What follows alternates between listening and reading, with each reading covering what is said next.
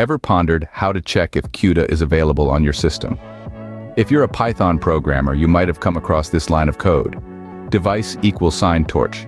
Device Cuda if torch.cuda is available, else CPU.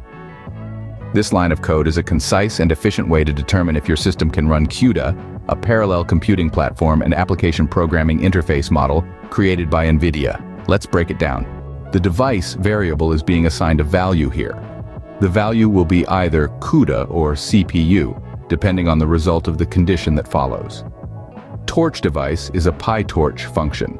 PyTorch is a popular open-source machine learning library for Python.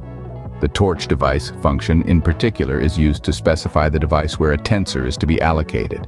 Now let's dissect the condition torched Cuda is available. This is a built-in function in PyTorch which returns a Boolean value. True if Cuda is available on your system and false if it's not. The if statement in the code checks the result of torch.cuda is available. If the result is true, meaning that Cuda is available, torch device will be assigned the value of Cuda. However, if the result is false, meaning that Cuda is not available, the else clause kicks in and torch device will be assigned the value of CPU. This ensures that your code will run on the CPU if Cuda is not available. In summary, this line of code is a smart way to automatically assign your tensor computations to the GPU if Cuda is available, or to the CPU if it's not. This is particularly important in machine learning applications, where computations can be very resource-intensive.